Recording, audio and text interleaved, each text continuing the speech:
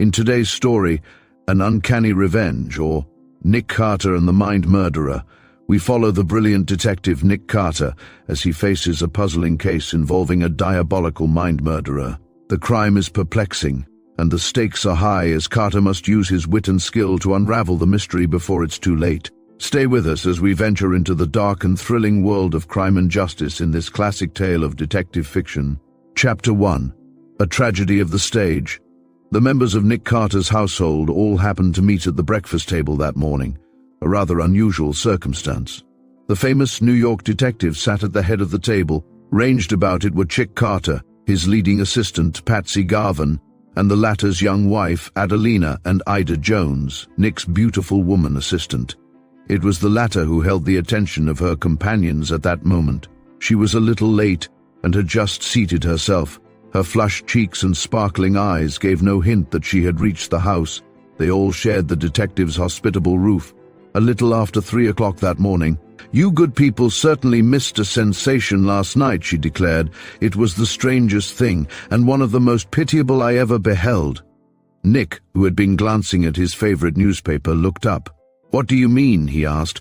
It was Ida's turn to show surprise. "Is it possible you don't know any of you?" she demanded, looking around the table. "Haven't you read of Helga Lund's breakdown, or whatever it was?" Helga Lund, the great Swedish actress who was electrifying New York that season in a powerful play, The Daughters of Men, had consented, in response to many requests, to give a special midnight performance in order that the many actors and actresses in the city might have an opportunity to see her in her most successful role at an hour which would not conflict with their own performances. The date had been set for the night before, and since it was not to be exclusively a performance for professionals, the manager of the theater, who was a friend of Nick Carter's, had presented the detective with a box. Much to Nick's regret, however, and that of his male assistants, an emergency had prevented them from attending. To cap the climax, Adelina Garvin had not been feeling well, so decided not to go. Consequently, Ida Jones had occupied the box with several of her friends. Nick shook his head in response to his pretty assistant's question. "I haven't anyway," he said, glancing from her face back to his paper. "Ah, here's something about it. A long article," he added. "I hadn't seen it before. It looks very serious. Tell us all about it." Ida needed no urging, for she was full of her subject. "Oh, it was terrible," she exclaimed, shuddering. "Helga Lund had been perfectly wonderful all through the first and second acts. I don't know when I have been so thrilled."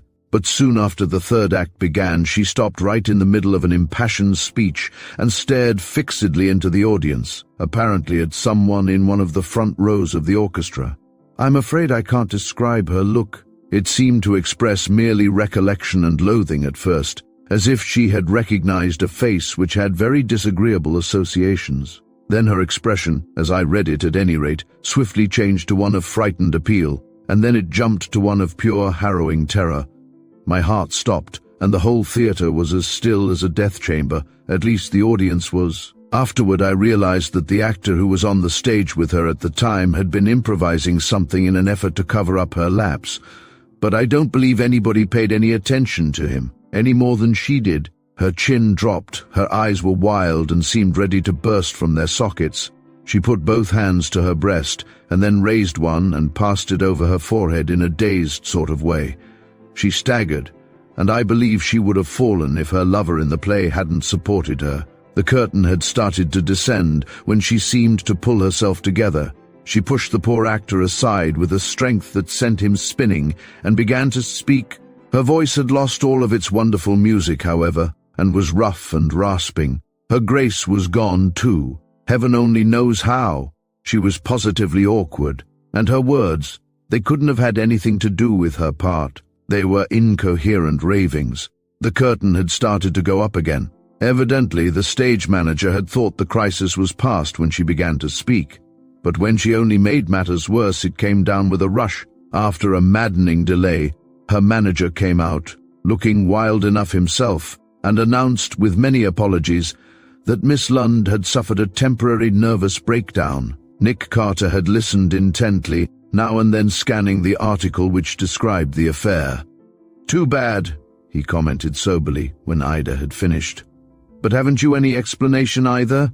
The paper doesn't seem to have any, at least it doesn't give any. A curious expression crossed Ida's face.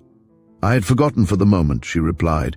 I haven't told you one of the strangest things about it. In common with everybody else, I was so engrossed in watching Helga Lund's face that I didn't have much time for anything else. That is why there wasn't a more general attempt to see whom she was looking at. We wouldn't ordinarily have been very curious, but she held our gaze so compellingly. I did manage to tear my eyes away once, though, but I wasn't in a position to see. I was too far to one side. She appeared to be looking at someone almost on a line with our box, but over toward the other side of the theater. I turned my glasses in that direction for a few moments and thought I located the person. A man, but of course I couldn't be sure. I could only see his profile, but his expression seemed to be very set, and he was leaning forward a little, in a tense sort of way. Nick nodded, as if Ida's words had confirmed some theory which he had already formed. But what was so strange about him? He prompted. Oh, it doesn't mean anything, of course, was the reply, but he bore the most startling resemblance to Dr. Hiram Grantley. If I hadn't known that Grantley was safe in Sing Sing for a long term of years, I'm afraid I would have sworn that it was he. The detective gave Ida a keen, slightly startled look. Well, stranger things than that have happened in our experience, he commented thoughtfully. I haven't any reason to believe, though, that Grantley is at large again. He would be quite capable of what you have described, but surely Kennedy would have notified me before this if... The telephone had just rung, and before Nick could finish his sentence, Joseph, his butler, entered. His announcement caused a sensation. It was long distance, Mr. Carter. Warden Kennedy of Sing Sing wishes to speak with you. The detective got up quickly without comment and stepped out into the hall, where the nearest instrument of the several in the house was located. Patsy Garvin gave a low, expressive whisper. Suffering catfish, he ejaculated. It looks as if you were right, Ida. After that he relapsed into silence and listened, with the others. Nick had evidently interrupted the warden. Just a moment, Kennedy, they heard him saying.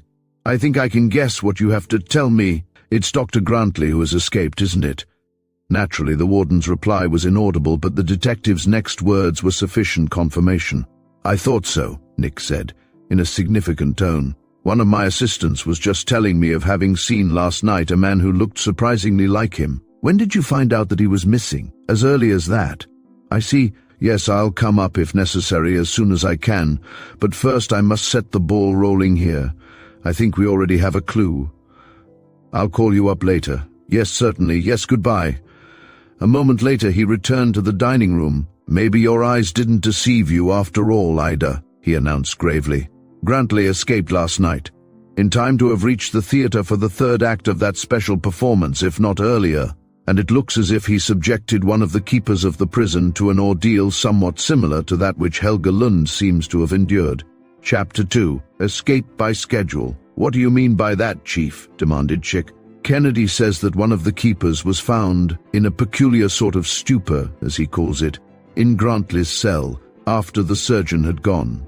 He had evidently been overpowered in some way, and his keys had been taken from him. Kennedy assumes, rightly enough I suppose, that Grantley lured him into the cell on some pretext and then tried his tricks. The man is still unconscious, and the prison physician can do nothing to help him. Kennedy wants me to come up, but I don't see what that has to do with Helga Lund, objected Chick. Even if it was Grantley that Ida saw, which remains to be proved, I don't see any similarity. He didn't render her unconscious, and anyway he wasn't near enough to— Think it over, Chick, the detective interrupted. The significance will reach you by slow freight sooner or later, I'm sure. I, for one, haven't any doubt that Ida saw the fugitive last night. If so, Grantley did a very daring thing to go there without any attempt at disguise. Not as daring as might be supposed, however. He doubtless counted on just what happened. If anyone who knew him by sight had noticed him in the theater, the supposition would naturally be that it was a misleading resemblance, for the chances were that anyone who would be likely to know him would be aware of his conviction and be firmly convinced that he was up the river. There doesn't seem to be any doubt that he disguised himself carefully enough for his flight from Sing Sing and covered his tracks with unusual care, for Kennedy has been unable to obtain any reliable information about his movements.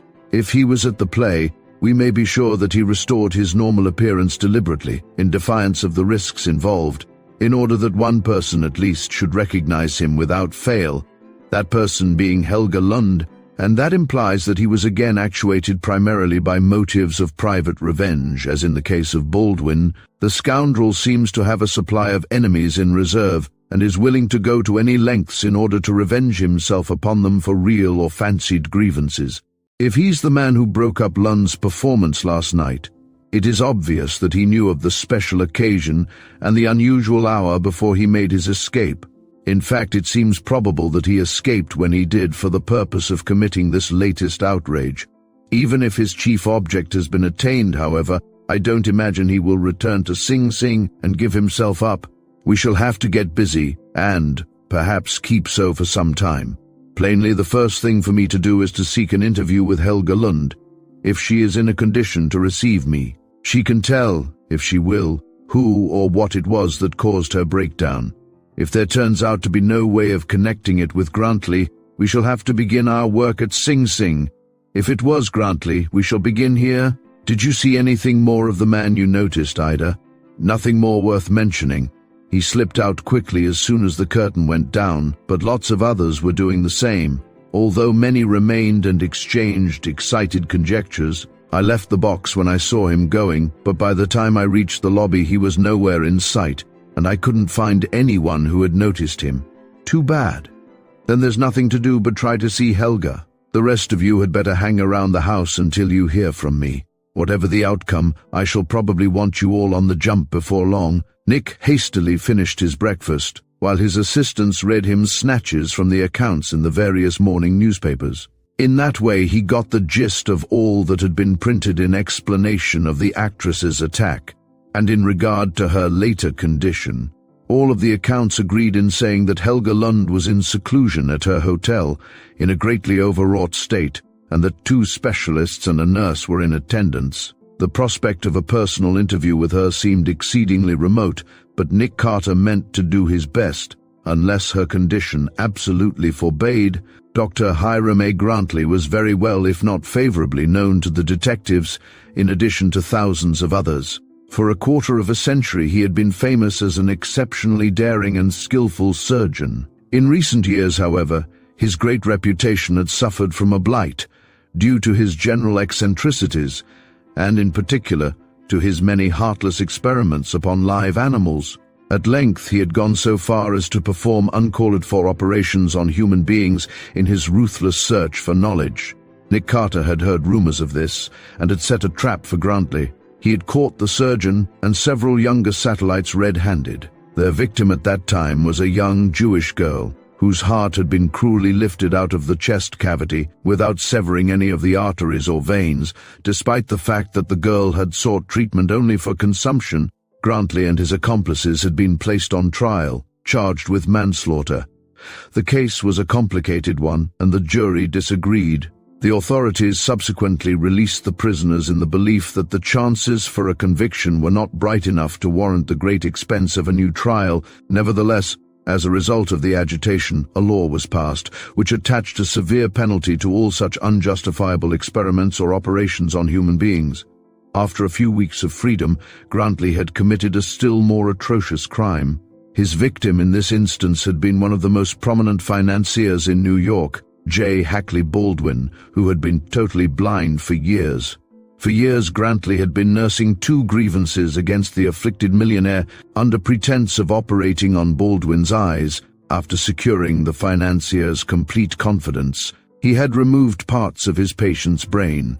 Owing to Grantley's great skill, the operation had not proved fatal, but Baldwin became a hopeless imbecile. Nick Carter and his assistants again captured the fugitive, who had fled with his assistant, Dr. Siebold. This pair was locked up, together with a nurse and Grantley's German manservant, who were also involved. To these 4 defendants, Nick presently added a 5th, in the person of Felix Simmons, another famous financier, who had been a bitter rival of Baldwin's for years, and who was found to have aided and abetted the rascally surgeon. It was a startling disclosure, and all of the prisoners were convicted under the new law and sentenced to long terms of confinement. That had been several months before, and now Dr. Grantley was at large again. and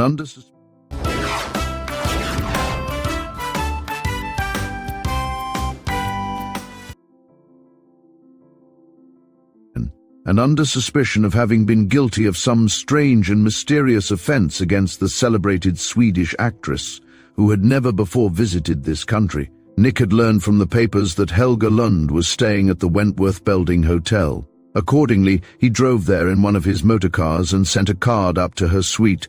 On it, he scribbled a request for a word with one of the physicians or the nurse. Dr. Lightfoot, a well-known New York physician with a large practice among theatrical people, received him in one of the rooms of the actress's suite. He seemed surprised at the detective's presence, but Nick quickly explained matters to his satisfaction. Miss Lund, it seemed, was in a serious condition. She had gone to pieces mentally, passed a sleepless night, most of the time walking the floor, and appeared to be haunted by the conviction that her career was at an end. She declared that she would not mind so much if it had happened before any ordinary audience, but as it was, she had made a spectacle of herself before hundreds of the members of her own profession. That thought almost crazed her, and she insisted wildly that she would never regain enough confidence to appear in public again. If that was the case, it was nothing short of a tragedy, in view of her great gifts. Dr. Lightfoot hoped, however, that she would ultimately recover from the shock of her experience, although he stated that it would be months, at least, before she was herself again. Meanwhile, all of her engagements would have to be cancelled, of course. In response to Nick's questions, the physician assured him that Helga Lund had given no adequate explanation of her startling behavior of the night before. She had simply said that she had recognized someone in the audience, that the recognition had brought up painful memories, and that she had completely forgotten her lines and talked at random.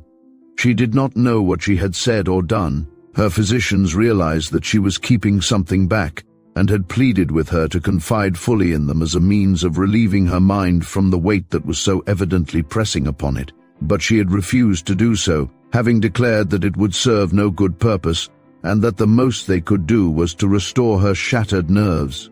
The detective was not surprised at this attitude, which, as a matter of fact, paved the way to an interview with the actress.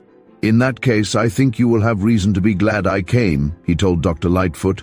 "I believe I know in general what happened last night, and if you will give me your permission to see Miss Lund alone for half an hour, I have hope of being able to induce her to confide in me. My errand does not reflect upon her in any way, nor does it imply the slightest danger or embarrassment to her, so far as I am aware. My real interest lies elsewhere, but you will readily understand how it might help her and reinforce your efforts if I could induce her to unbosom herself." "There isn't any doubt about that, Carter," was the doctor's reply. "But it's a risky business. She is in a highly excitable state, and uninvited calls from men of your profession are not apt to be soothing, no matter what their object may be. How do you know that some ghost of remorse is not haunting her? If so, you would do much more harm than good." "If she saw the person I think she saw in the audience last night," Nick replied, "it's 10 to 1 that the remorse is on the other side, or ought to be. If I am mistaken, a very few sentences will prove it, and I give you my word that I shall do my best to quiet any fears my presence may have aroused, and withdraw at once. On the other hand, if I am right, I can convince her that I am her friend, and that I know enough to make it worth her while to shift as much of her burden as possible to me. If she consents, the tension will be removed at once, and she will be on the road to recovery. And, incidentally, I shall have gained some very important information." The detective was prepared, if necessary, to be more explicit with Dr. Lightfoot, but the latter, after looking Nick over thoughtfully for a few moments, gave his consent. "I've always understood that you always know what you are about, Carter," he said. "There is nothing of the blunderer or the brute about you, as there is about almost all detectives. On the contrary, I am sure you are capable of using a great deal of tact, aside from your warm sympathies. My colleague isn't here now, and I am taking a great responsibility on my shoulders in giving you permission to see Miss Lund alone at such a time. She is a great actress, remember, and if it is possible, we must give her back to the world with all of her splendid powers unimpaired. She is like a musical instrument of incredible delicacy, so for heaven's sake don't handle her as if she were a hurdy-gurdy." "Trust me," the famous detective said quietly. "Then wait. was the reply, and the physician hurried from the room. 2 or 3 minutes later he returned. "Come," he said. "I have prepared her. Told her you are a specialist in psychology, which is true, of course, in one sense. You can tell her the truth later, if all goes well." Chapter 3. The Actress Confides. Nick was led through a couple of sumptuously furnished rooms into the great Swedish actress's presence. Helga Lund was a magnificently proportioned woman, well above medium height and about 30 years of age. She wore a loose, filmy negligee of silk and lace, and its pale blue was singularly becoming to her fair skin and golden hair. 2 thick, heavy ropes of the latter hung down far below her waist. She was not merely pretty, but something infinitely better. She had the rugged, statuesque beauty of a goddess in face and form. She was pacing the floor like a caged lioness when Nick entered. Her head was thrown back and her hands were clasped across her forehead, allowing the full sleeves to fall away from her perfectly formed, milk-white arms. "Miss Lund, this is Mr. Carter, whom I spoke," Dr. Lightfoot said gently. "He believes he can help you. I shall leave you with him, but I will be within call." He withdrew softly and closed the door. They were alone. The actress turned for the first time, and a pang shot through the tender-hearted detective as he saw the tortured expression of her face. She nodded absent-mindedly, but did not speak. "Miss Lund," the detective began, "I trust you will believe that I would not have intruded at this time if I hadn't believed that I might possibly possess the key to last night's unfortunate occurrence, and that you, the key—" "Impossible, sir," the actress interrupted, in the precise but rather labored English which she had acquired in a surprisingly short time in anticipation of her American tour. "We shall soon be able to tell," Nick replied. "If I am wrong, I assure you that I shall not trouble you any further. If I am right, however, I hope to be able to help you. In any case, you may take it for granted that I am not trying to pry into your affairs. I have seen you on the stage more than once, both here and abroad. It is needless to say that I have the greatest admiration for your genius. Beyond that, I know nothing about you except what I have read. Then, will you explain briefly? You see that I am in no condition to talk. I see that talking of the right kind would be the best thing for you if the floodgates could be opened, Miss Lund," Nick answered sympathetically. "I shall do better than explain. With your permission, I shall ask you a question. What is it? Simply this: are you acquainted with a New York surgeon who goes by the name of Dr. Grantley? Hiram A. Grantley." The actress, who had remained standing, started slightly at the detective's words. Her bosom rose and fell tumultuously, and her clenched hands were raised to it, as Ida Jones had described them. A look of mingled amazement and fright overspread her face. Nick did not wait for her to reply, nor did he tell her that it was unnecessary. Nevertheless, he had already received his answer, and it gave him the greatest satisfaction. He was on the right track. "Before you reply, let me say this," he went on quickly, in order to convince her that she had nothing to fear from him. "Grantley is one of the worst criminals living, and it is solely because our laws are still inadequate in certain ways that he is alive today. As it is, he is a fugitive, an escaped prisoner, with a long term still to serve. He escaped last night, but he will undoubtedly be caught soon, despite his undeniable cleverness, and return to the cell which awaits him. Now you may answer, if you please." He was, of course, unaware of the extent of Helga Lund's knowledge of Grantley. It might not be news to her, but he wished, in view of the actress's evident fear of Grantley, to prove to her that he himself could not possibly be there in the surgeon's interest. His purpose seemed to have been gained. Unless he was greatly mistaken, a distinct relief mingled with the surprise which was stamped on Helga's face. "He is a criminal, you say?" she breathed eagerly, leaning forward, forgetful that she had not admitted any knowledge of Grantley at all. "You do not know what has happened to Dr. Grantley here in the last year?" "No," was the reply. "I have never been in America before, and I have never even acted in England. I do not read the papers in English." "You met Grantley abroad then, some years ago perhaps?" The actress realized that she had committed herself. She delayed for some time before she replied, and when she did, it was with a graceful gesture of surrender. "I will tell you all there is to tell, Mr. Carter," she said, "if you will give me your word as a gentleman that the facts will not be communicated to the newspapers until I give you permission. Will you? I think I have guessed your profession. but I am sure I have correctly gauged your honor. I promise you that no word will find its way prematurely into print through me," Nick declared readily. "I am a detective, as you seem to have surmised, Miss Lund. I called on you primarily to get a clue to the whereabouts of Dr. Grantley, but, as I told you, I am confident that it will have a beneficial effect on you, to relieve your mind and to be assured in return that Grantley is a marked and hunted man, and that every effort will be made to prevent him from molesting you any further." "Thank you, Mr. Carter," the actress responded, throwing herself down on a couch and tucking her feet under her. The act suggested that her mental tension was already lessened to a considerable degree. "There is very little to tell," she went on, after a slight pause, "and I should certainly have confided in my physicians if I had seen any use in doing so. It is nothing I need be ashamed of. I assure you, I did meet Dr. Grantley, to my sorrow, 5 years ago in Paris. He was touring Europe at the time, and I was playing in the French capital.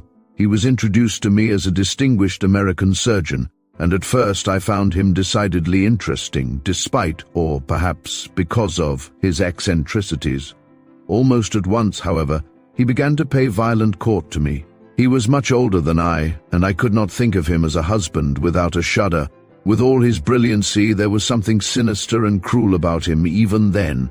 I tried to dismiss him as gently as I knew how, but he would not admit defeat. He persisted in his odious attentions, and one day he seized me in his arms and was covering my face and neck with his detestable kisses, when a good friend, a young Englishman, was announced. My friend was big and powerful, a trained athlete. I was burning with shame and rage. I turned Dr. Grantley over to his tender mercies and left the room. Dr. Grantley was very strong, but he was no match for the Englishman. I am afraid he was maltreated rather severely. At any rate, he was thrown out of the hotel, and I did not see him again until last night.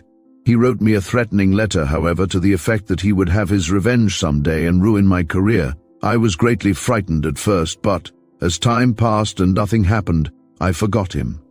Last night, those terrible, compelling eyes of his drew mine irresistibly. I simply had to look toward him, and when I did so, my heart seemed to turn to a lump of ice. I forgot my lines, everything. I knew what he meant to do, but I could not resist him. He was my master, and he was killing my art, my mastery. I was a child, a witless fool in his hands. My brain was in chaos. I tried to rally my forces to go on with my part, but it was impossible. I did manage to speak, but I do not know what I said, and no one will tell me. Doubtless I babbled or raved, and the words were not mine. They were words of delirium, or, worse still, words which his powerful brain of evil put into my mouth. Helga Lund halted abruptly and threw out her hands again in an expressive gesture. "That is all, Mr. Carter," she added. "It was not my guilty conscience which made me afraid of him, you see. As for his whereabouts, I can tell you nothing. I did not know that he had been in trouble, although I am not surprised. I had neither heard nor seen anything of him since he wrote me 5 years ago. Consequently, I fear I can be of no assistance to you in locating him, unless he should make another attempt of some sort on me, and heaven forbid that. I have learned that he was here last night," said Nick, "and that is all I hoped for. That will give us a point of departure. I assure you that I greatly appreciate your confidence and that I shall not violate it. With your permission, I shall tell your physicians just enough, in general terms, to give them a better understanding of your trouble. It will be best for the present to let the public believe that you are the victim of a temporary nervous breakdown, but I should strongly advise you to allow the facts to become known as soon as Grantley is captured. It will be good advertising, as we say over here, and, at the same time, it will stop gossip and dispel the mystery. It will also serve to reassure your many admirers, because it will give, for the first time, an adequate explanation and prove that the cause of your mental disturbance has been removed."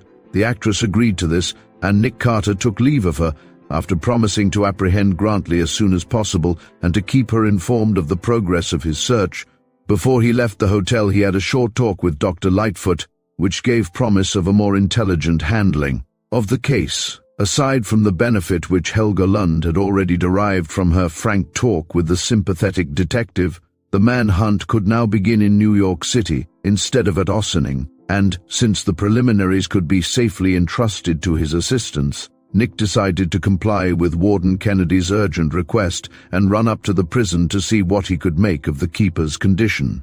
Chapter 4. Stronger than bolts and bars. The great detective set his men to work and called up the prison before leaving New York. As a result of the telephone conversation, the warden gave up the search for the fugitive in the neighborhood of Ossining. Ossining is up the Hudson, about an hour's ride by train from the metropolis. It did not take Nick long to reach his destination. He found Warden Kennedy in the latter's office and listened to a characteristic account of Dr. Grantley's escape, which, in view of the fugitive's subsequent appearance at the theater, need not be repeated here. Bradley, the keeper, was still unconscious, and nobody seemed to know what was the matter with him.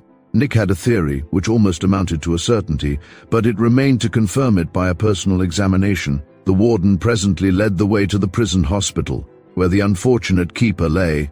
No second glance was necessary to convince the detective that he had been right. The man was in a sort of semi-rigid state, curiously like that of a trance. All ordinary restoratives had been tried and had failed, yet there did not appear to be anything alarming about his condition. The prison physician started to describe the efforts which had been made, but Nick interrupted him quietly. "Never mind about that, doctor," he said. "I know what is the matter with him, and I believe I can revive him, unless Grantley has blocked the way." "Is it possible?" exclaimed Kennedy and the doctor in concert. "What is it?" added the former, while the latter demanded, "What do you mean by blocking the way?" "Your ex-guest hypnotized him, Kennedy," was the simple reply.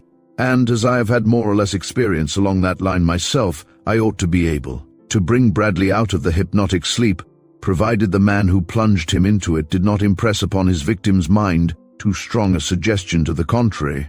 Grantley has gone deep into hypnotism, and it is possible that he has discovered some way of preventing a third person from reviving his subjects. There would have been nothing for him to gain by it in this case, but he may, out of mere malice, have thrown Bradley under a spell which no one but he can break. Let us hope not, however." "Hypnotism, eh?" ejaculated Kennedy. "By the powers, why didn't we think of that, doctor?" The prison physician hastily sought an excuse for his ignorance, but as a matter of fact he could not be greatly blamed. He was not one of the shining lights of his profession, as his not very tempting position proved, and comparatively few medical practitioners have had any practical experience with hypnotism or its occasional victims. Nick Carter, on the other hand, had made an exhaustive study of the subject, both from a theoretical and a practical standpoint, and had often had occasion to utilize his extensive knowledge. While Warden Kennedy, the physician, and a couple of nurses leaned forward curiously, the detective bent over the figure on the narrow white bed and rubbed the forehead and eyes a few times, in a peculiar way. Then he spoke to the man. "Come, wake up, Bradley," he said commandingly. "I want you. You're conscious. You're answering me. You cannot resist. Get up." And to the amazement of the onlookers, the keeper opened his eyes in a dazed, uncomprehending sort of way, threw his feet over the edge of the bed, and sat up. "What is it? Where have I been?" he asked, looking about him, and then he added, in astonishment, What am I doing here?" "You've been taking a long nap, but you're all right now, Bradley," the detective assured him. "You remember what happened, don't you?" For a few moments the man's face was blank, but soon a look of shamed understanding mingled with resentment overspread it. "It was that cursed number 60,113, he exclaimed, giving Grantley's prison number. "He called to me while I was making my rounds. Was it last night?" Nick nodded, and the keeper went on, "What do you know about that? Is he gone?" This time it was the warden who replied, "Yes, he's skipped, Bradley, but we know he was down in New York later in the night, and Carter here can be counted on to bring him back, sooner or later." Kennedy had begun mildly enough, owing to the experience which his subordinate had so recently undergone, but at this point the autocrat in him got the better of his sympathy. "What the devil did you mean, though, by going into his cell, keys and all, like a confounded imbecile?" he demanded harshly. "Isn't that the first thing you had drilled into that reinforced concrete dome of yours, not to give any of these fellows a chance to jump you when you have your keys with you, if you hadn't fallen for his little game?" "But I didn't fall for nothing, Warden," the keeper interrupted warmly. "I didn't go into his cell at all. I know better than that, believe me. You didn't— What are you trying to put over, Bradley?" Kennedy burst out. You were found in his cell, with the door unlocked and the keys gone, not to mention number 60,113, curse him. Maybe that ain't proof. It ain't proof, insisted the keeper, no matter how it looks. He called to me, and I started toward the grating to see what he wanted. He fixed his eyes on me, like he was looking me through and made some funny motions with his hands. I'll swear that's all I remember. If I was found in his cell, I don't know how I got there, or anything about it, so help me. The warden started to give Bradley another tongue lashing, but Nick interposed. He's telling the truth, Kennedy, he said. But how in thunder? Very easily. It hadn't occurred to me before, but it is evident that Grantley hypnotized him through the bars and then commanded him to unlock the door and come inside. There is nothing in hypnotism to interfere. On the contrary, that would be the easiest and surest thing to do under the circumstances. Grantley is too clever to try any of the old outworn devices, such as feigning sickness, for instance, in order to get a keeper in his power. All that was necessary was for him to catch Bradley's eye. The rest was as easy as rolling off a log. When he got our friend inside, he put him to sleep, took his keys and his outer clothing, and then, "Goodbye, sing, sing." It's rather strange that he succeeded in getting away without discovery of the deception, but he evidently did, or else he bribed somebody. You might look into that possibility, if you think best. The supposition isn't essential, however, for accident or good luck might easily have aided him. As for the means he used to cover his trail after leaving the vicinity of the prison, we need not waste any time over that question. Fortunately, we have hit upon his trail down the river, and all that remains to do is to keep on it, in the right direction, until we come up with him. It may be a matter of hours or days or months, but Grantley is going to be brought back here before we're through. You can bank on that, gentlemen. And when I return him to you, it will be up to you to take some extraordinary precautions to see that he doesn't hypnotize any more keepers. I guess that's right, Carter, agreed Warden Kennedy, tugging at his big mustache. Bolts and bars are no good to keep in a man like that, who can make anybody let him out just by looking at him and telling him to hand over the keys. I suppose I'd have done it too if I'd been in Bradley's place. Exactly, the detective responded with a laugh. You couldn't have helped yourself. Don't worry, though. I think we can keep him from trying any more tricks of that sort when we turn him over to you again. Hanged if I see how, unless we give him a dose of solitary confinement in a dark cell and have the men blindfold themselves when they poke his food in through the grating. That won't be necessary, Nick assured the warden as he prepared to leave. We can get around it easier than that. Half an hour later, Nick was on his way back to New York City. He was not as light-hearted or confident as he had allowed Warden Kennedy to suppose, however. The fact that Grantley had turned to that mysterious and terrifying agency, hypnotism, with all of its many evil possibilities, caused him profound disquiet. Already the fugitive had used his mastery of the uncanny force in two widely different ways. He had escaped from prison with startling ease by means of it, and then, not content with that, he had hypnotized a famous actress in the midst of one of her greatest triumphs. For Nick had known all along that Helga Lund had yielded to hypnotic influence. If the escaped convict kept on in the way he had begun, there was no means of foretelling the character or extent of his future crimes, in case he was not speedily brought to bay. Chapter 5. The trail vanishes. Grantley's trail vanished into thin air, or seemed to, very quickly. Nick Carter and his assistants had comparatively little trouble in finding the hotel which the fugitive had patronized the night before, but their success amounted to little. Grantley had arrived there at almost 1 o'clock in the morning and signed an assumed name on the register. He brought a couple of heavy suitcases with him. He had not been in prison long enough to acquire the characteristic prison pallor to an unmistakable degree, and a wig had evidently concealed his closely cropped hair. He was assigned to an expensive room, but left his newly acquired key at the desk a few minutes later and sallied forth on foot. The night clerk thought nothing of his departure at the time, owing to the fact that the Times Square hotel section is quite accustomed to the keeping of untimely hours. That was the last any of the hotel's staff had seen of him, however. His baggage was still in his room, but upon investigation, it was found to contain an array of useless and valueless odds and ends, obviously thrown in merely to give weight and bulk. In other words, the suitcases had been packed in anticipation of their abandonment. It seemed likely that the doctor had had at least one accomplice in his flight for the purpose of aiding him in his arrangements. But not necessarily so. If he had received such assistance, it was quite possible that one of the 6 young physicians who had formerly been associated with him in his unlawful experiments had lent the helping hand. Nick had kept track of them for some time, and now he determined to look them up again. It was significant, however, that Grantley had, apparently, made no provision for the escape of Dr. Siebold, his assistant, who had been in Sing Sing with him. In the flight which had followed their ghastly crime against the blind financier, Siebold had shown the white feather, and it was easy to believe that the stern, implacable Grantley had no further use for his erstwhile associate. There was no reason to doubt that the escaped convict had gone directly to the theater after leaving the hotel. But why had he gone to the latter at all? And what had become of him after he had broken up Helga Lund's play?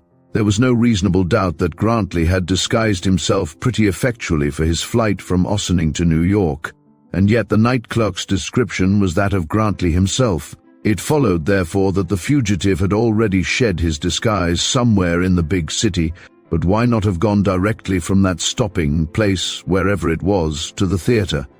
Nick gave it up as unimportant. The hotel episode did not seem to have served any desirable purpose from Grantley's standpoint, unless on the theory that it was simply meant to confuse the detectives. However that might be, it would be much more worthwhile to know what the surgeon's movements had been after his dastardly attack on the actress. Had he gone to another hotel, in disguise or otherwise? Had he returned to his former house in the Bronx, which had been closed up since his removal to Sing Sing? Had he left town or, well, done any one of a number of things? There was room only for shrewd guesswork for the most part. An exhaustive search of the hotels failed to reveal his presence at any of them that night or later. The closed house in the Bronx was inspected, with a similar result. That was about as far as the detective got along that line. Nick had a feeling that the fellow was still in New York. He had once tried to slip away in an unusually clever fashion, and had come to grief. It was fair to assume, therefore, that he would not make a second attempt, especially in view of the fact that the metropolis offers countless hiding places and countless multitudes to shield a fugitive. If he was still in the city, though, he was almost unquestionably in disguise, and he could be counted on to see that that disguise was an exceptionally good one. Certainly the prospect was not an encouraging one. The proverbial needle in a haystack would have been easy to find in comparison. And meanwhile, Helga Lund would not know what real peace of mind was, until she was informed that her vindictive persecutor had been captured. 3 days were spent in this fruitless tracking, and then, in the absence of tangible clues, the great detective turned to something which had often met with surprising success in the past. He banished everything else from his mind and tried to put himself, in imagination, in Dr. Grantley's place. What would this brilliant, erratic but misguided genius, with all of his unbridled enmities and his criminal propensities, have done that night, after having escaped from prison and brought Helga Lund's performance to such an untimely and harrowing close? It was clear that much depended on the depth of his hatred for the actress who had repulsed him 5 years before. Undoubtedly his enmity for the beautiful Swede was great, else he would not have timed his escape as he had done, or put the first hours of his liberty to such a use. But would he have been content with what he had done that first night? If he had considered his end accomplished, he might have shaken the dust of New York from his feet at once. On the other hand, if his thirst for revenge had not yet been slaked, it was probable that he was still lurking near, ready to follow up his first blow with others. The more Nick thought about it, the more certain he became that the latter supposition was nearer the truth than the former. Grantley had caused Helga Lund to break down completely before one of the most important and critical audiences that had ever been assembled in New York, to be sure, but with a man of his type, was that likely to be anything more than the first step? He had threatened to ruin her career, and he was nothing if not thorough in whatever he attempted. Therefore, so Nick reasoned, further trouble might be looked for in that quarter. The thought was an unwelcome one. The detective had taken every practicable precaution to shield Helga from further molestation, but he knew only too well that Grantley's attacks were of a sort which usually defied ordinary safeguards. The possibility of new danger to the actress spurred Nick on to added concentration. assuming that Grantley was still in New York in disguise and bent upon inflicting additional injury on the woman he had once loved. Where would he be likely to hide himself, and what would be the probable nature of his next move? The detective answered his last question first, after much weighing of possibilities.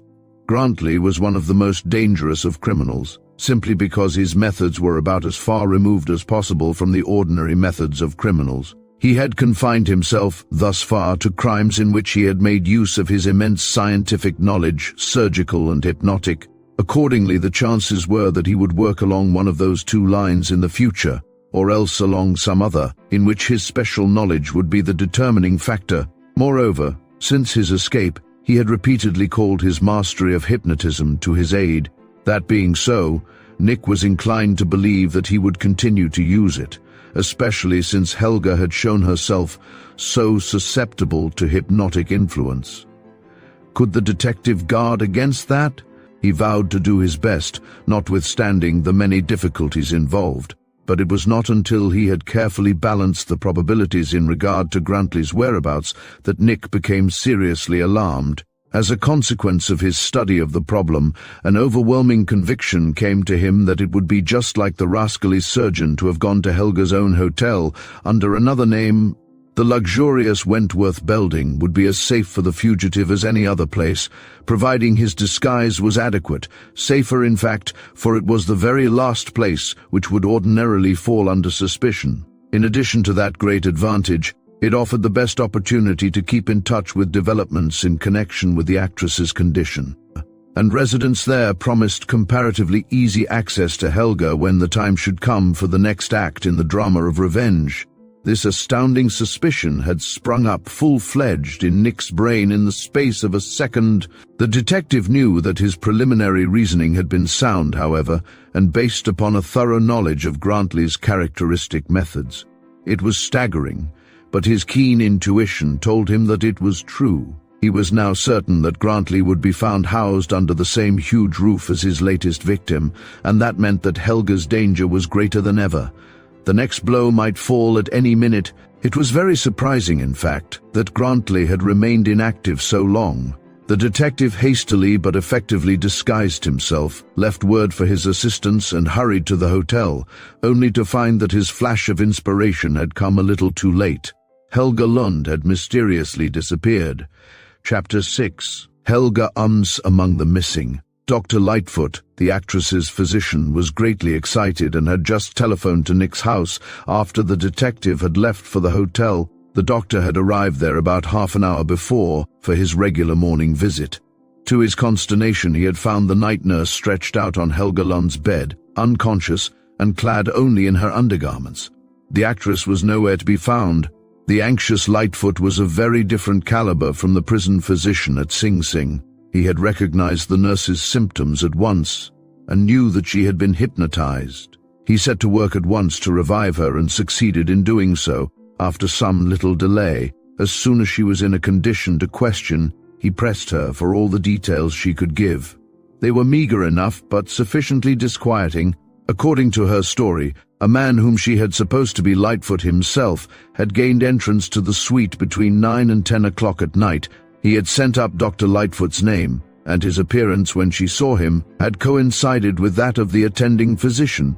He had acted rather strangely, to be sure, and the nurse had been surprised at his presence at that hour, owing to the fact that Lightfoot had already made his 2 regular calls that day.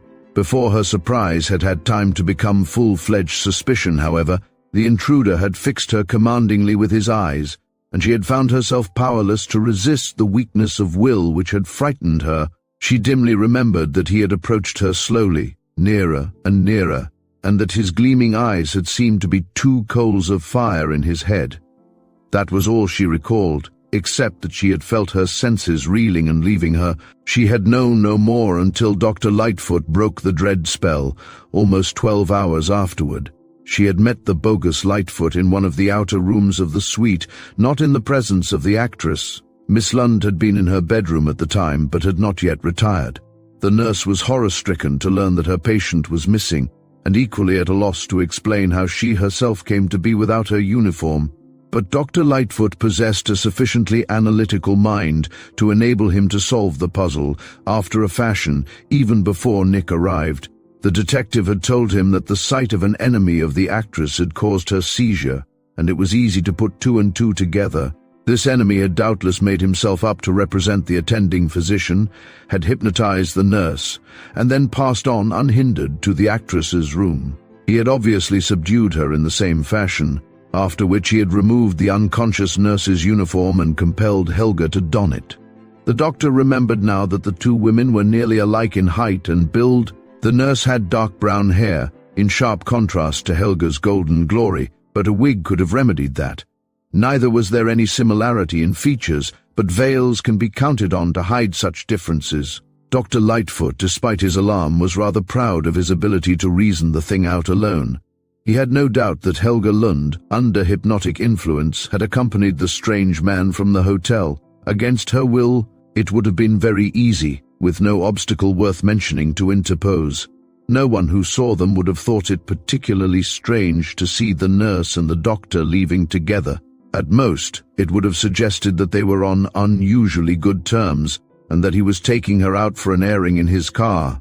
The keen-witted physician had progressed thus far by the time Nick arrived, but he had not yet sought to verify his deductions by questioning any of the hotel staff. Nick listened to his theory, put a few additional questions to the nurse, and then complimented Dr. Lightfoot on his analysis. "That seems to be the way of it," the detective admitted. A light, three-quarter-length coat, which the nurse often wore over her uniform, is also missing, together with her hat. The distinctive nurse's skirt would have shown beneath the coat and thereby helped the deception. Confidential inquiries were made at once, and the fact was established that the two masqueraders, one voluntary and one involuntary, had left the building about 10 o'clock the night before. The supposed Lightfoot had arrived in a smart closed town car, which had been near enough to the physicians in appearance to deceive the carriage starter. The chauffeur wore a quiet livery, a copy of that worn by Lightfoot's driver. The car had waited, and the two had ridden away in it. That was all the hotel people could say. The night clerk had thought it odd that Miss Lund's nurse had not returned, but it was none of his business, of course. If the actress-physician had taken her away, it was of little importance now, but Nick was curious enough to make inquiries while he was about it, which brought out the fact that a man had registered at the hotel the morning after the affair at the theater, and had paid his bill and left the evening before. It might have been only a coincidence, but certain features of the man's description, as given, left room for the belief that Dr. Grantley had really been at the Wentworth building during that interval. But where was he now? And what had he done with the unfortunate actress? Such as it was, the slender clue furnished by the closed car must be followed up for all it was worth. That was not likely to prove an easy matter, and, unless Grantley had lost his cunning, the trail of the machine would probably lead to nothing, even if it could be followed. Nevertheless, there seemed to be nothing else to work on. The chauffeur of the car might have been an accomplice, but it was not necessary to suppose so. It looked as if the wily Grantley had hunted up a machine of the same make as Dr. Lightfoot's, and had engaged it for a week or a month, paying for it in advance. There are many cars to be had in New York on such terms, and they are extensively used by people who wish to give the impression, for a limited time, that they own a fine car. It is a favorite way of overawing visitors, and chauffeurs in various sorts of livery go with the cars, both being always at the command of the renter. It would not, therefore, have aroused suspicion if Grantley had furnished a livery of his own choice for his temporary chauffeur. The first step was to ascertain the make of Dr. Lightfoot's car. Another make might have been used, of course, but it was not likely, since the easiest way to duplicate the machine would have been to choose another having the same lines and color. "Mine is a Palgrave," the physician informed Nick, in response to the latter's question. "Humph! That made it easy for Grantley," remarked the detective. "But it won't be so easy for us. The Palgrave is the favorite car for renting by the week or month, and there are numerous places where that particular machine might have been obtained. We'll have to go the rounds." Nick and his assistant set to work at once with the help of the telephone directory, which listed the various agencies for automobiles. There were nearly 20 of them, but that meant comparatively little delay, with several investigators at work. A little over an hour after the search began, Chick struck oil. Grantley, disguised as Dr. Lightfoot, had engaged a Palgrave town car of the latest model at an agency on Automobile Row, as that section of Broadway near 59th Street is sometimes called. The machine had been engaged for a week, not under Lightfoot's name, however, and Grantley had furnished the suit of livery. The car had been used by its transient possessor for the first time the night before, had returned to the garage about 11 o'clock, and had not since been sent for. The chauffeur was there, and, at Nick's request, the manager sent for him. The detective was about to learn something of Grantley's movements, but was it to be much or little? He feared that the latter would prove to be the case. Chapter 7. A shrewd guess. The detective had revealed his identity, and the chauffeur was quite willing to tell all he knew. He had driven his temporary employer and the woman in nurse's garb to the Yellow Anchor Line pier, near the Battery. Grantley, or Thomas Worthington as he had called himself in this connection, had volunteered the information that his companion was his niece, who had been sent for suddenly to take care of someone who was to sail on the Florentian. At 5 o'clock in the morning, both of the occupants of the car had alighted at the pier, and the man had told the chauffeur not to wait, the explanation being that he might be detained on board for some time. The pier was a long one, and the chauffeur could not, of course, say whether the pair had actually gone on board the vessel or not. He had obeyed orders and driven away at once. Neither the man nor the woman had carried any baggage. The chauffeur had gathered that the person who was ill was a relative of both of them, and that the nurse's rather bewildered manner was due to her anxiety and the suddenness of the call. That was all Nick could learn from him, and an immediate visit to the Yellow Anchor Line's pier was imperative. There it was learned that a man and woman answering the description given had been noticed in the crowd of people who had come to bid goodbye to relatives and friends. One man was sure he had seen them enter a taxi, which had just dropped its passengers. When interrogated further, he gave it as his impression that the taxi was a red and black machine. He naturally did not notice its number, and no one else could be found who had seen even that much. A wireless inquiry brought a prompt reply from the Florentian tenant, to the effect that no couple of that description were on board or had been seen on the vessel the night before. It was clear that Grantley had made a false trail for the purpose of throwing off his pursuers. It had been a characteristic move and no more than Nick had expected. The detective turned his attention to the taxi clue. Red and black were the distinctive colors of the Flanders-Jackson Taxicab Company's machines. Consequently, the main garage of that concern was next visited. Luckily, the man at the pier had been right. One of the company's taxis had been at the Yellow Anchor Line pier the previous night and had picked up a couple of new passengers there. After having been dismissed by those who had originally engaged it, Nick obtained the name and address of the chauffeur, who was off duty until night. He was not at home when the detective called, but, after a vexatious delay, he was eventually located. A tip loosened his tongue. "I remember them well, sir," he declared. "The man looked like a doctor, I thought, and if I'm not mistaken, the woman had on a nurse's uniform under her long coat. I couldn't see her face, though, on account of the heavy veil she wore. She acted queer, sick or something. The fellow told me when they got in to drive them to the Wentworth Building, but when I got up to 14th Street, he said to take them to the Metropolitan Building. I did, and they got out. That's all I know about it. I drove them to the Madison Square side, and they had gone into the building before I started away, but that's the last I saw of them." "Well, we've traced them one step farther, Chick," Nick remarked to his first assistant as they left, "but we haven't tracked them down, by a long shot. Grantley doubtless went through the Metropolitan Building to 4th Avenue. There he either took the subway, hailed another taxi, or— Hold on, though, maybe there's something in that. I wonder— Now what?" Chick asked eagerly. "You remember Dr. Chester, one of the 6 young physicians who was mixed up with Grantley in that vivisection case?" "Of course I do," his assistant answered. "He has taken another name and given up his profession, on the surface at least. He's living on East 26th Street, exactly." "A very few blocks from the Metropolitan Building," interrupted his chief. "You mean, I have a hunch, as Patsy would call it, that Grantley has taken Helga Lund to Chester's house. Chester has rented one of those old-fashioned run-down bricks across from the armory. It's liable to be demolished almost any day to make way for a new skyscraper, and he doubtless gets it for a song. He can do what he pleases there. and I wouldn't be surprised to find that Grantley had been paying the rent in anticipation of something of this sort. They undoubtedly think that we lost sight of Chester long ago. By George, I'll wager you're right, Chief, exclaimed Chick. The fact that we've traced Grantley to the Metropolitan Building certainly looks significant, in view of Chester's house being so near to it. It's only about 5 minutes' walk, and a man with Grantley's resourcefulness could easily have made enough changes in his appearance and that of Miss Lund while in the Metropolitan Building to have made it impossible for the two who entered Chester's house to be identified with those who had left the Wentworth Building an hour or so before. That's the way it strikes me, agreed the detective. And, if the scoundrel took her there last night, they are doubtless there now.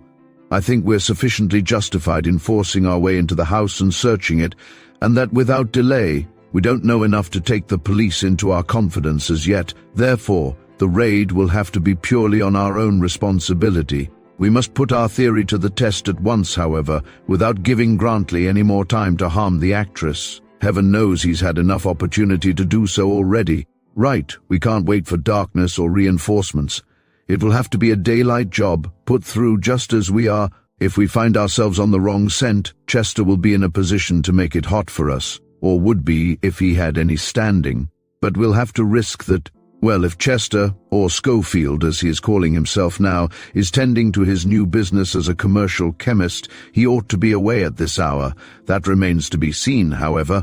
I imagine at any rate that we can handle any situation that is likely to arise. If time were not so precious, it would be better to have some of the other boys along with us, but we don't know what may be happening at this very moment. Come on, we can plan our campaign on the way. A couple of tall loft buildings had already replaced part of the old row of houses on the north side of 26th Street, beginning at 4th Avenue. Nick and his assistant entered the second of these and took the elevator to one of the upper floors, from the eastern corridor of which they could obtain a view of the house occupied by young Dr. Chester.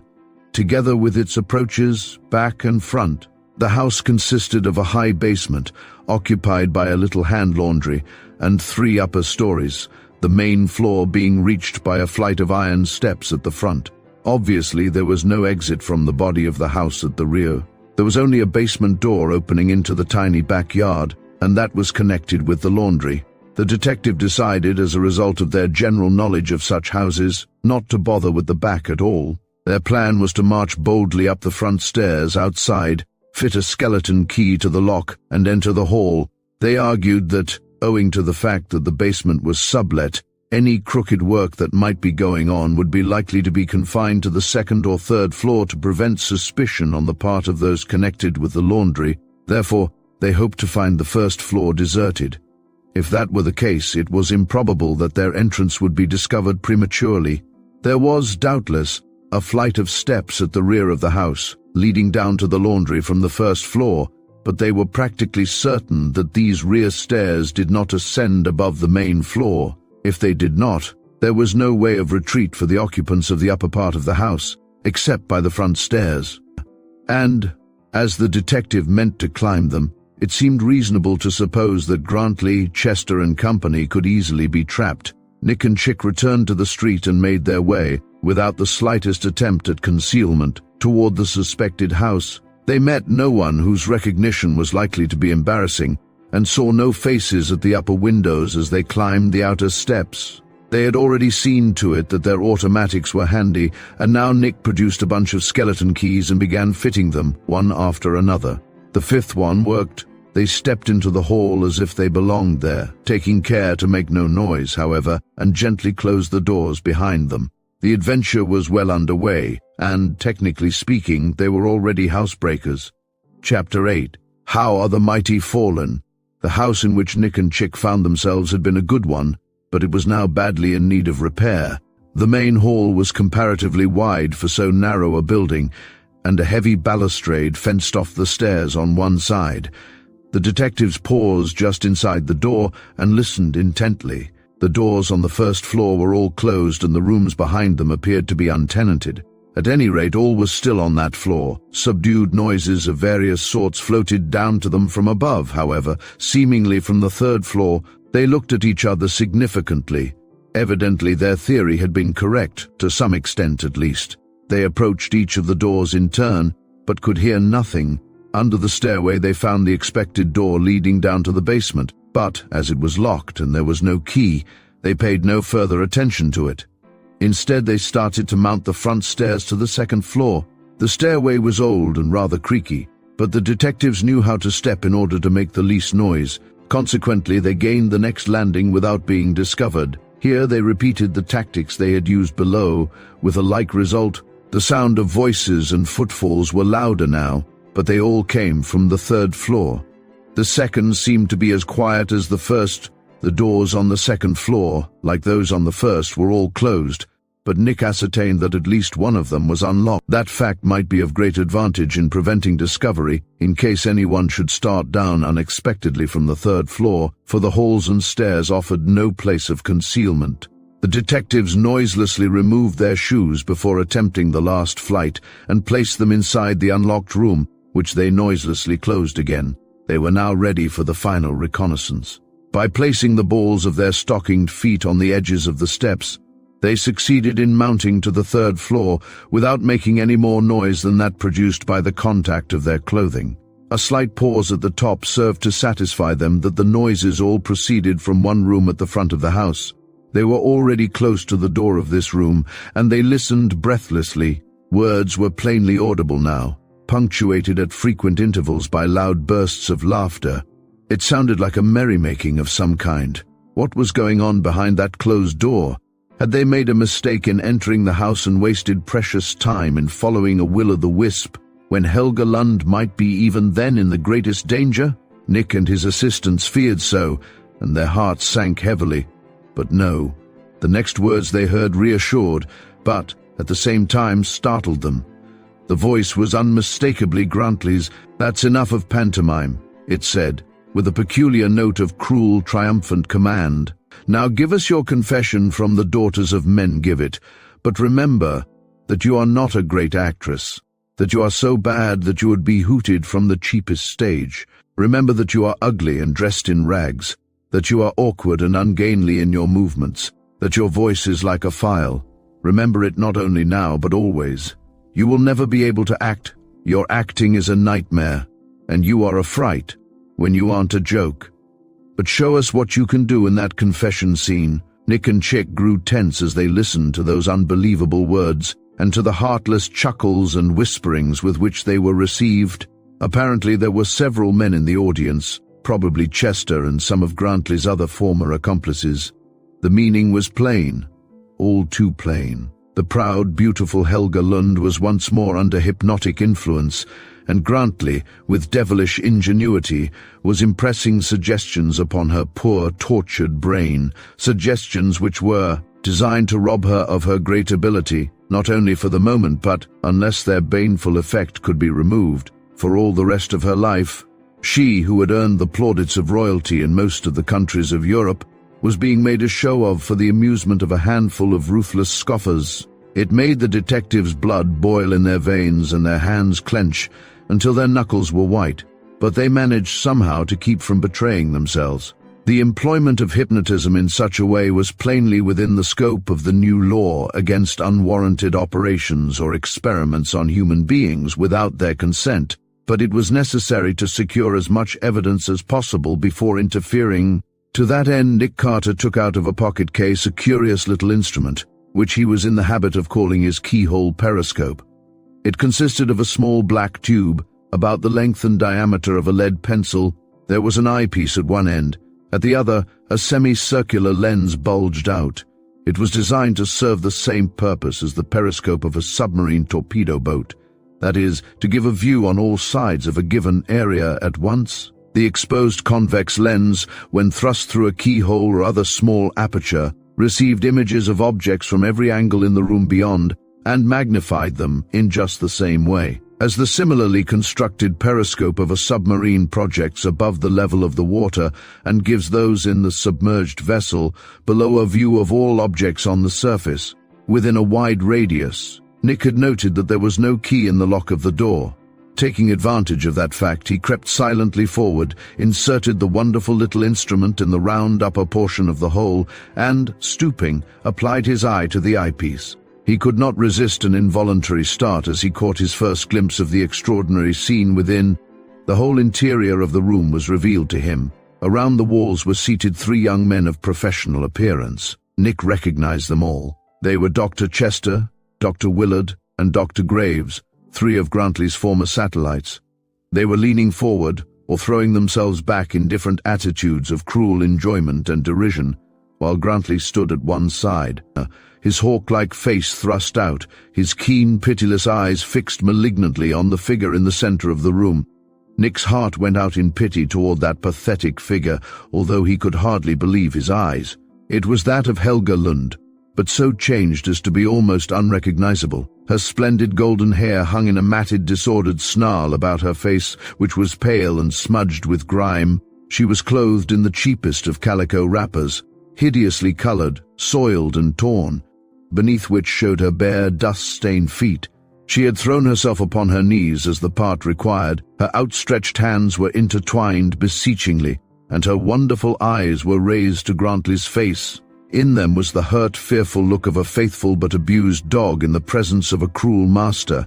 Her tattered sleeves revealed numerous bruises on her perfectly formed arms. The part of the play which Grantley had ordered her to render was that in which the heroine pleaded with her angry lover for his forgiveness of some past act of hers, which she had bitterly repented. She was reciting the powerful lines now. They had always held her great audiences breathless. But how different was this pitiable travesty? It would have been hard enough at best for her to make them ring true when delivered before such unsympathetic listeners and in such an incongruous garb. But she was not at her best. On the contrary, her performance was infinitely worse than anyone would have supposed possible. She had unconsciously adopted every one of the hypnotist's brutal suggestions. There was not a vestige of her famous grace in any of her movements. The most ungainly slattern could not have been more awkward. Her words were spoken parrot-like, as if learned by rote, without the slightest understanding of their meaning. For the most part, they succeeded one another without any attempt at emphasis, and when emphasis was used, it was invariably in the wrong place.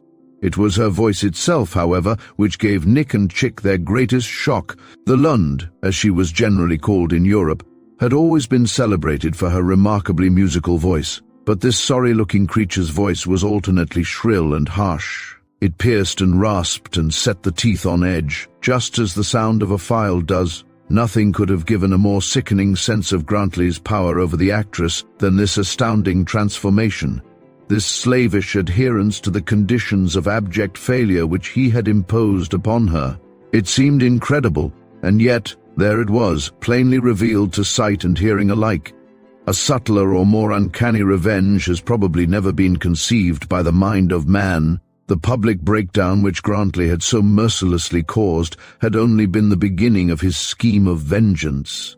He doubtless meant to hypnotize his victim again and again, and each time to impose his will upon her gradually weakening mind, until she had become a mere wreck of her former self, and incapable of ever again taking her former place in the ranks of genius. There was nothing impossible about it. On the contrary, the result was a foregone conclusion if Grantley were left free to continue as he had begun. The very emotional susceptibility which had made Helga Lund a great actress had also made her an easy victim of hypnotic suggestion, and if the process went on long enough, she would permanently lose everything that had made her successful. Outright murder would have been innocent by comparison with such infernal ingenuity of torture. It seemed to Nick as if he were watching the destruction of a splendid, priceless work of art. He had seen enough. He withdrew the little periscope from the keyhole and straightened up. One hand went to his pocket and came out with an automatic. Chick followed his example. They were outnumbered 2-1, but that did not deter them. Helga must be rescued at once and her tormentors caught red-handed. Chapter 9. The Swing of the Pendulum. What was to be done, though? To burst into the room and seek to overpower the 4 doctors then and there, in Helga's presence, would place the actress in additional danger. Nick was convinced, however, that that risk would have to be run. He had seen evidences that more than one of the men were tiring of the cruel sport, and it might now come to an end at any moment. He swiftly considered 2 or 3 possible plans for drawing the 4 away from their victim, but rejected them all. They would only increase the danger of a slip of some sort, and he was bent upon capturing the 4 as well as releasing the actress. Furthermore, he did not believe that even Grantley would dare to harm Helga further in his presence, even if the fortunes of war should give the surgeon a momentary opportunity. He, accordingly, motioned to his assistant to follow close behind him and laid his left hand on the knob. He turned it noiselessly and was greatly relieved to find that the door yielded. Their advent would be a complete surprise, therefore, and would find the four totally unprepared. Nick paused a moment, then flung the door back violently and strode into the room. Grantley was the ringleader, the most dangerous of the lot at any time, and the fact that he was an escaped convict would render his resistance more than ordinarily desperate. The periscope had told Nick where the fugitive stood, and thus the detective was enabled to cover him at once with the unwavering muzzle of the automatic. "Hands up, Grantley! Hands up, everybody!" cried Nick, stepping a little to one side to allow Chick to enter. His assistant took immediate advantage of the opening and stepped to his chief's side with leveled weapon. Chick's automatic was pointed at Dr. Chester, however. After Grantley, the man whose house had been invaded was naturally the one who was likely to put up the hardest fight. The guilty four were spellbound with astonishment and fear for a moment. Then the three younger ones jumped to their feet like so many jacks in the box. Grantley had already been standing when the detectives broke in. "Did you hear me, gentlemen?" Nick demanded, crooking his finger a little more closely about the trigger. "I said hands up, and it won't be healthy for any of you to ignore the invitation. 1, 2, 3. Before the last word passed his lips, however, 4 pairs of hands were in the air. Dr. Willard's had gone up first and Grantley's last. "Thank you so much," the detective remarked with mock politeness. "Now, if you will oblige me a little further by lining up against that right wall, I shall be still more grateful to you. Kindly place yourselves about 2 feet apart, not less. I want you, number 60,001, 13. Grantley winced at his prison number. "At this end of the line, next to me, with Chester, alias Schofield, next, Graves next to him, and Willard last. You see, I haven't forgotten any of my old friends. This disposition of the trapped quartet was designed to serve 2 purposes. In the first place, it would remove them from proximity to Helga Lund, who, crouched in the middle of the floor, was watching the detectives with bewildered, uncomprehending eyes. In the second place, it would enable Chick to handcuff them one by one, while Nick stood ready to fire, at an instant's notice, on anyone who made a false move. It looked for the time being as if the capture would be altogether too easy to have any spice in it, but the detectives did not make the mistake of underrating their adversaries. Grantley, especially.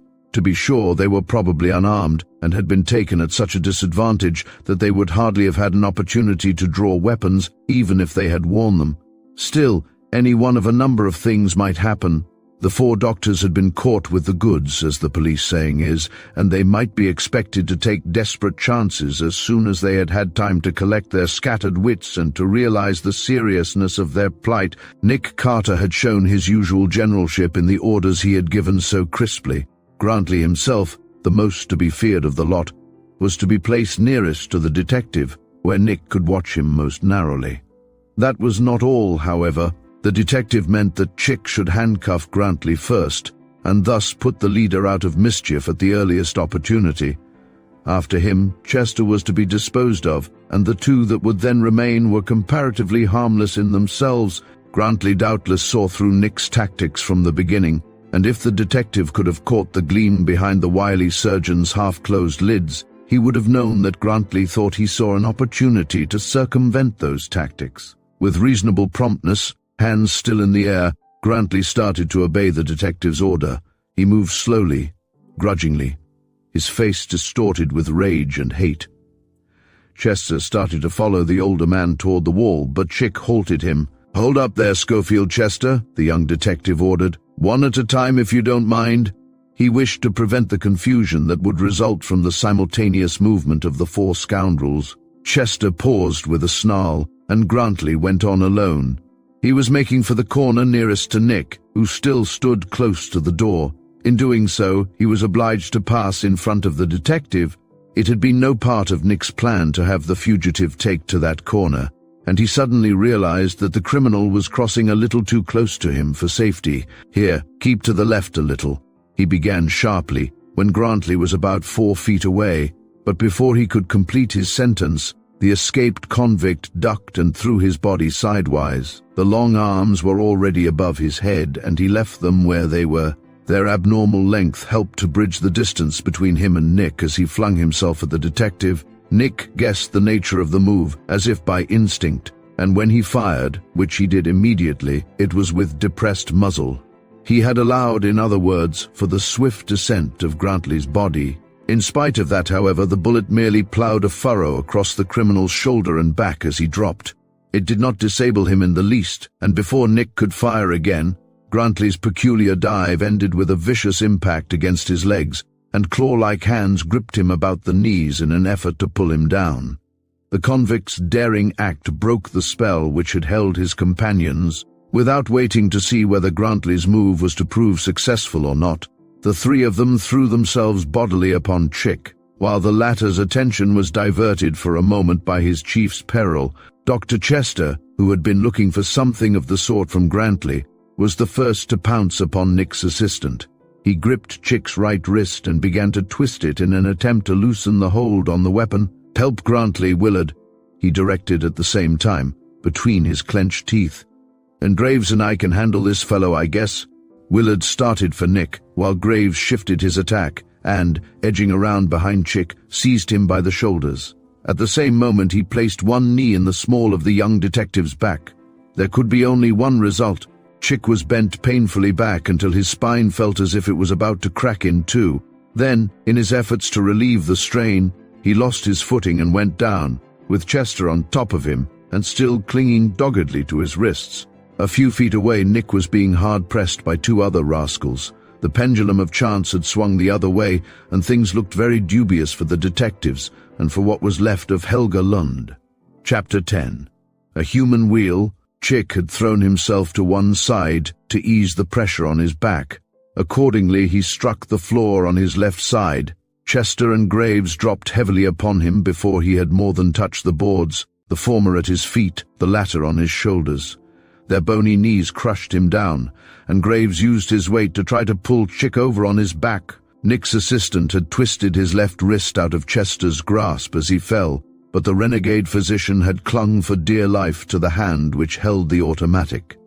Chick allowed himself to be pulled over on his back, for a very good reason. His free arm had been under him as he lay on his side, and he wanted an opportunity to use it. Graves grabbed at it at once, but Chick stretched it, all but the upper arm, out of his antagonist's reach.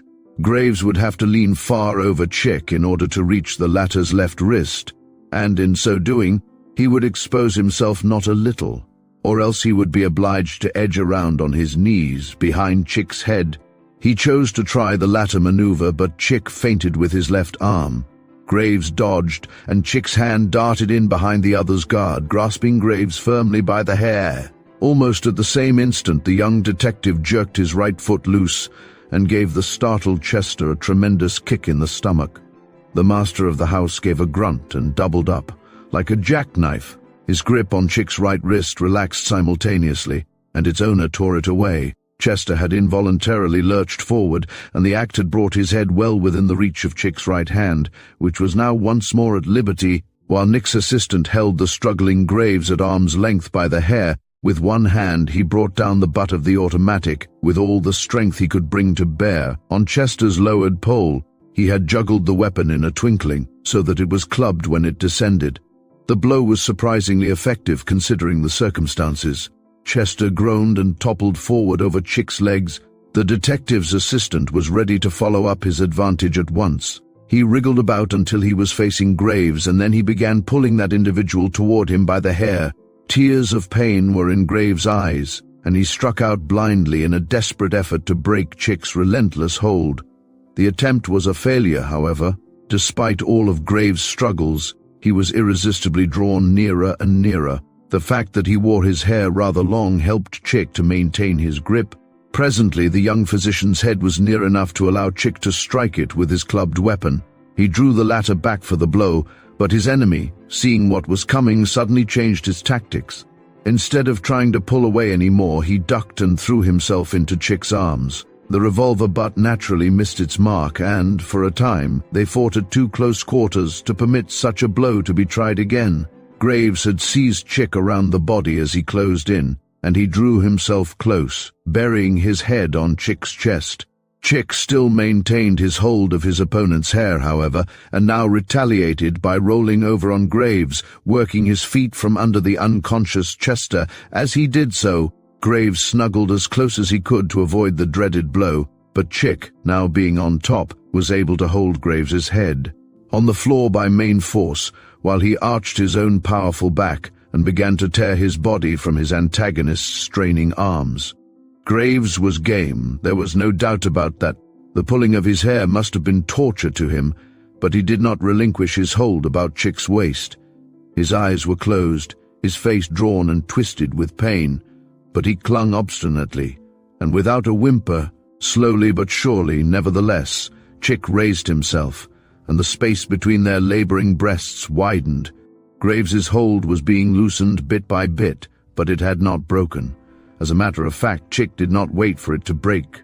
It was not necessary, for one thing, and for another, he realized that it would be a kindness to Graves to end the painful struggle as soon as possible. Accordingly, as soon as he had raised himself enough to deliver a reasonable effective blow with the clubbed automatic, he struck downward, with carefully controlled aim and strength. The butt of the little weapon landed in the middle of the physician's forehead. A gasp followed, and the tugging arms fell away. Chick had floored his two opponents. He got quickly to his feet and looked to see if Nick needed him. Chester and Graves ought to be handcuffed before they had time to revive, but that could wait a little if necessary. It was well that Chick finished his business just when he did, for Nick was in trouble.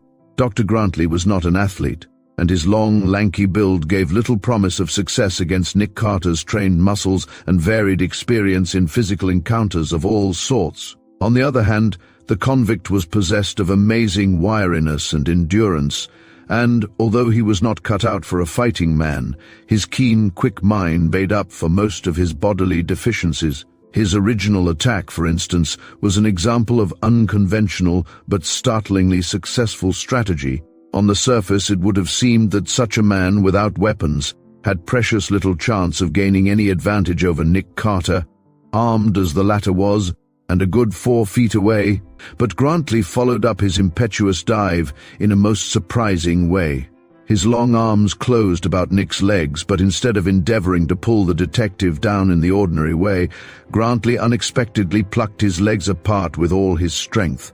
The detective's balance instantly became a very uncertain quantity, for the surgeon's abnormally long, gorilla-like arms tore his legs apart and pushed them to right and left with astonishing ease. Nick felt like an involuntary colossus of Rhodes. As he was forced to straddle farther and farther, he threw one hand behind him to brace himself against the wall, reversed his automatic and leaned forward, bent upon knocking the enterprising Grantley in the head.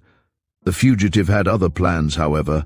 Just as Nick bent forward, Grantley suddenly thrust his head and shoulders between the detective's outstretched limbs and heaved upward and backward. The detective was lifted from his feet and pitched forward, head downward. His discomfiture was a decided shock to him, but he neither lost his presence of mind nor his grip on his weapon. Had he struck on his head and shoulders, as Grantley evidently intended he should, the result might have been exceedingly disastrous. The detective would almost certainly have been plunged into unconsciousness, and his neck might easily have been broken. Nick saw his danger in a flash, though, drew his head and shoulders sharply inward and downward, and at the same time grasped one of Grantley's thighs with his left hand. The result would have been ludicrous under almost any other circumstances. The detective's lowered head went in turn between Grantley's legs, and their intertwined bodies formed a wheel, such as trained athletes sometimes contrive. This countermove of Nick's was as much of a surprise to the surgeon as the latter's curious mode of attack had been to the detective. They rolled over and over a couple of times, until Nick, finding himself momentarily on top, brought them to a stop. So awkward were their positions that neither was able to strike an effective blow at the other. Nick had the upper hand temporarily, however, and proceeded to wrench himself loose. He had been busily engaged in this when Willard had rushed to Grantley's assistance. That put still another face on the situation at once. Chapter 11. Nick's Extremity. The newcomer saw his opportunity and snatched up a chair as he rushed toward the tangled combatants. Nick heard him coming, but did not have time to extricate himself from Grantley's dogged grasp. He raised his weapon, though, and was about to fire at Willard when he saw that the latter was directly between him and Helga Lund. Under the circumstances, the detective did not dare to fire for fear of hitting the actress. He kept Grantley down as best he could with his left hand and waited for Willard with his right hand still extended. Holding the automatic, he might have an opportunity to fire, but if not, he could at least partially ward off the expected blow from the chair. Just as Willard paused and swung the chair aloft, Grantley managed partially to dislodge the detective, with the result that Nick was obliged to lower his right arm quickly. Otherwise, he would undoubtedly have lost his balance completely, and the surgeon-convict would have had the upper hand in another second or two. This involuntary lowering of Nick's guard served the purpose that Grantley had intended. Willard's cumbersome weapon descended with uninterrupted force on the detective's shoulders and the back of his head. Nick lowered the latter instinctively, and thus saved himself the worst of the blow. Nevertheless, the impact of the chair was stunning in its force. The detective felt his senses reeling, but he somehow managed to retain them, and to grasp the chair, which he blindly wrenched from Willard's grasp. As he did so, however, Grantley succeeded in throwing him off and scrambling to his feet. Nick followed his example almost simultaneously, dropped his revolver into his pocket for fear it would fall into the hands of one of his enemies, and, grasping the heavy chair with both hands, whirled it about his head. His two antagonists dodged it hurriedly, thus clearing a space about him.